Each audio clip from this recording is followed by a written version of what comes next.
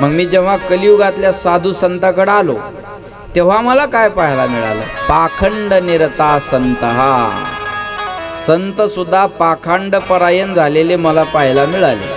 किती पाखंडी संत? खोटा 20 फुटाचा साप, चिचुके लाख रुपयाला, मध 9 लाखाला 1 किलो भर. बरोबर आहे ना? कलियुगात मला काय पाहायला मिळालं? पाखंड निरता संत. हा जेवढा पाखंड करणारा असेल तेवढी त्याला किंमत. आपल्यासारखा महाराज असला की किंमत नाही. त्याचा चिचुका लाखाला आणि आपलं कीर्तन जे देईल ते. बरोबर आहे ना? त्याचा चिचुका 1 लाखाला, त्याचा मध 9 लाखाला. बरोबर आहे ना? आणि जाणारे कोण? गोर गरीब शेतकरी त्याच्याकडं. हा मग जाणारे कोण? 40, 50, 60, 70, 80 हजार लोकांचं नेतृत्व करणारे त्यांच्याकडे जायला. आणि कोण? रात्रभर पूजा करायला. बरोबर आहे ना? पाखंडाला बोलणारं जग आहे. इथं जर एखादा दाढीवाला असा मोठं भस्म लावलेला, नाही तर गंध लावलेला, वरून माळा टाकलेला, इथं रुद्राक्ष, इथं इथं इथं बांधलेला महाराज असतात, लोक म्हणले असते नामदेव बाबांना लय मोठा महाराज आणला. कशामुळं? दाढीमुळं, वरून माळा टाकल्यामुळं, है ना? मनगटात इकडं तिकडं माळा बांधल्यामुळं. तुम्ही याला भुलणारी माणसं आहे ना, मग बाकीचे तोच प्रयोग करता. तुम्ही भुलता कशाला? वरच्या रंगाला भुलता. बरोबर आहे ना? वरच्या रंगाला भुलणारं जग आहे. म्हणून वरच्या रंगानं झालेले साधू जास्त पाहायला भेटतात. आपल्या महाराजांना सरळ सांगितलं, संस्थांचं वर्णन करू नका आणि माझं वर्णन करू नका. आमच्या लोकाला आवडेल अशी कथा सांगा. बरोबर आहे ना? आमच्या लोकांना आवडेल अशी कथा सांगा. आणि काही महाराज, देव दुसरा कोण आहे? मीच देव आहे, माझाच फोटो देवाऱ्यात लावा. बरोबर आहे ना? माझा फोटो देवाऱ्यात लावा. आजपर्यंत एवढी साधू संतांची परंपरा झाली, कोणत्याच संतानं मी संत आहे असं सांगितलं नाही. तुम्ही याला भुलणारी माणसं आहे ना. पाखंडाला भुलणारं जग आहे. सोंगे छंदे गाये, सोंगे छंदे गाये, सोंगे छंदे गाये, सोंगे छंदे गाये,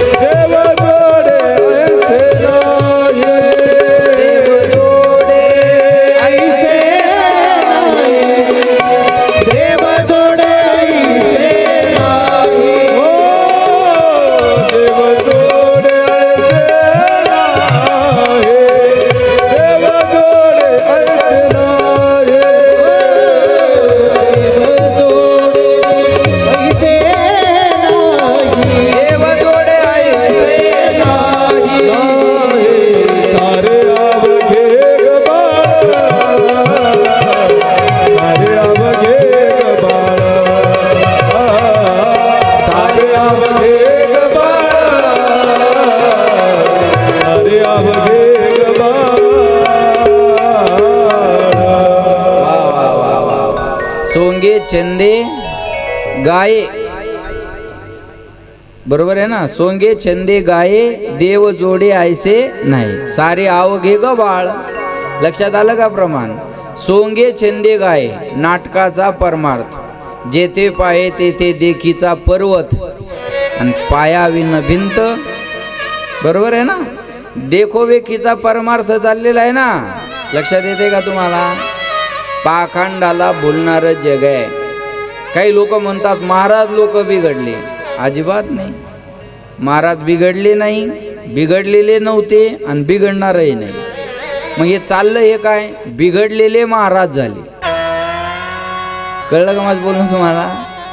बिघडलेले महाराज झाले आणि तुम्ही त्याला महाराज केलं. तुम्ही डोळस परमार्थ करतच नाही. आता सांगू द्या, सोपान महाराजाच्या पायाला हात लावल्यावर पोरग होतं, पाय तोडून न्याय बसली. आपल्या लोकायला फक्त सांगायची आवड आहे, बरोबर आहे ना? आपल्या लोकायला सांगायची आवड आहे ना. अरे महाराजांचं प्रमाण आहे, नवसे कन्या पुत्र होती तरी का करणे लागे पती. कळलं माझं बोलणं तुम्हाला? थोडं मॉनिटर वाढ. पाखंडाला भुलणारं जग आहे. पाखंड निरता संत हा. या कलियुगातले संत पाखंडी झालेले दिसले. किसी ने पूछा महाराज जी ये इतना बड़ा जो बंगला दिख रहा है ये किसका है? जवाब मिलता है त्यागी जी महाराज का. हे मार्मिक आहे, कळलं तर बघा, नाही तर द्या सोडून. किसी ने पूछा महाराज जी इतना बड़ा जो बंगला दिख रहा है ये किसका है? जवाब मिलता है त्यागी जी महाराज का. किसी ने पूछा महाराज जी ये इतना शोर कहाँ से सुनाई दे रहा है? जवाब मिलता है मौनी बाबा के आश्रम से. किसी ने पूछा महाराज जी ये बच्चे किसके खेल रहे हैं? जवाब मिलता है ब्रह्मचारी जी महाराज के. आता हे लय 6G आहे, 5Gच्या पुढचं आहे. ज्याला कळलं त्याला धन्यवाद. लक्षात ठेवा, महाराज म्हणले हे पाखंड परायण झालेले दिसायला लागले आपल्याला. लक्षात आलं का? रोज एक नवीन बाबा, रोज एक नवीन घटना. मी म्हणतो तुम्ही नवीन साधू निर्माणच का करता? अरे ज्ञानोबारायापासून निळोबारायापर्यंत ही संत मांदी आळे ना आपल्याकडे. कळलं का माझं बोलणं तुम्हाला?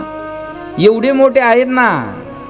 लक्षात ठेवा, ज्ञानोबारायानं तुकोबारायानं समाजाला दोरी गंडा नाही दिला, मग गाथा ज्ञानेश्वरी दिली, ज्ञानी बनवलं. आणि या कलियुगातले संत हे कोण म्हणतं? नारदजी. पाखंड निरता संत हा.